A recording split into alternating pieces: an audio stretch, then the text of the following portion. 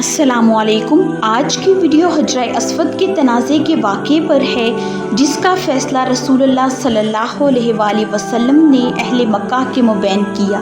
جیسا کہ ہم جانتے ہیں کہ حضرت اسماعیل علیہ السلام کے زمانے ہی سے خانہ کعبہ کی بلندی 9 ہاتھ کی تھی اور اس پر چھت نہیں تھی، یعنی کعبہ قد سے کچھ اونچی 4 دیواری کی شکل میں تھا، جس کا فائدہ اٹھاتے ہوئے چوروں نے اس کے اندر رکھا ہوا خزانہ چرا لیا۔ اس کے علاوہ اس کی تعمیر پر ایک طویل عرصہ گزر چکا تھا، اس کی دیواریں پھٹ گئی تھیں اور اسی سال ایک بڑا سیلاب بھی آیا جس کا بہاؤ کعبہ ہی کی طرف تھا۔ اس لیے خوف تھا کہ کعبہ کسی بھی وقت ڈھہ سکتا ہے، لہٰذا قریش کعبہ کے مقام و مرتبے کو قائم رکھنے کے لیے اس کی از سر نو تعمیر کے لیے مجبور ہو گئے۔ یہ فیصلہ کیا گیا کہ اس کی تعمیر میں صرف حلال رقم ہی استعمال کریں گے۔ نئی تعمیر کے لیے پرانی عمارت کو ڈھانا ضروری تھا، لیکن خوف کے مارے کسی کی ہمت نہیں ہو رہی تھی۔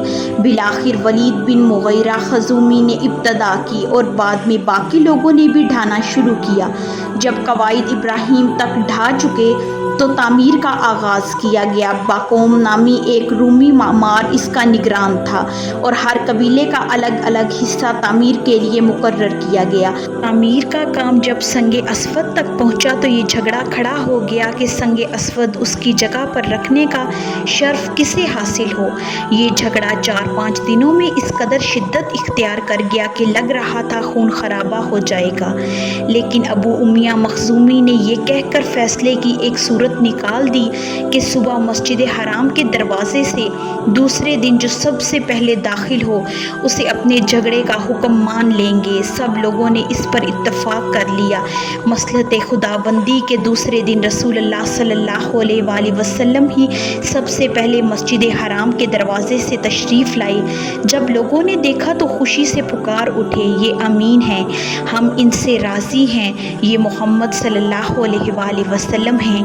جب آپ صلی اللہ علیہ وآلہ وسلم قریب آئے تو لوگوں نے آپ صلی اللہ علیہ وآلہ وسلم سے معاملے کی تفصیل بتائی۔ آپ صلی اللہ علیہ وآلہ وسلم نے ایک چادر طلب کی اور بیچ میں سنگ اسود کو رکھا اور متنازع قبائل کے سرداروں سے کہا کہ آپ سب چادر کا کنارہ پکڑ کر اوپر اٹھائیں۔ انہوں نے ایسا ہی کیا۔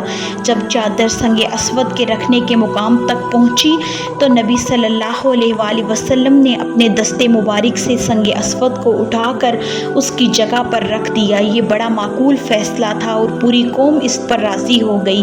اس وقت آپ صلی اللہ علیہ وآلہ وسلم کی عمر 35 سال تھی۔ قریش کے پاس مال حلال کی کمی پڑ گئی، جس کے باعث شمال کی طرف سے کعبہ کی لمبائی تقریباً 6 ہاتھ کم کر دی گئی۔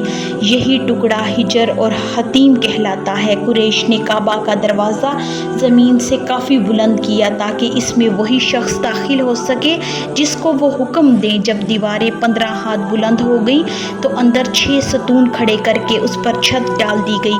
کعبہ اپنی تکمیل کے بعد قریب چوکور شکل کا ہو گیا۔ خانہ کعبہ کی بلندی 15 میٹر ہے۔ حجرہ اسود والی دیوار اور اس کے سامنے کی دیوار یعنی جنوبی اور شمالی دیواریں 10-10 میٹر ہیں۔ سنگ اسود مطاف کی زمین سے 1.5 میٹر کی بلندی پر ہے۔ دروازے والی دیوار اور اس کے سامنے کی دیوار یعنی پورب اور پچھم کی دیواریں 12-12 میٹر ہیں۔ دروازہ زمین سے 2 میٹر بلند ہے۔ دیوار کے گرد نیچے ہر 4 جانب سے ایک بڑھی ہوئی کرسی نما ضلع کا گھیرا ہے۔ کی اوسط اونچائی 25 سینٹی میٹر اور اوسط چوڑائی 30 سینٹی میٹر ہے۔ اسے شاذ رواں کہتے ہیں۔ یہ بھی دراصل بیت اللہ کا جز ہے، لیکن قریش نے اسے بھی چھوڑ دیا تھا۔ ویڈیو کو اینڈ تک دیکھنے کا بہت شکریہ۔ کل کی ویڈیو میں ہم رسول اللہ صلی اللہ علیہ وآلہ وسلم کی مکی زندگی کے مزید پہلوؤں کے بارے میں بات کریں گے۔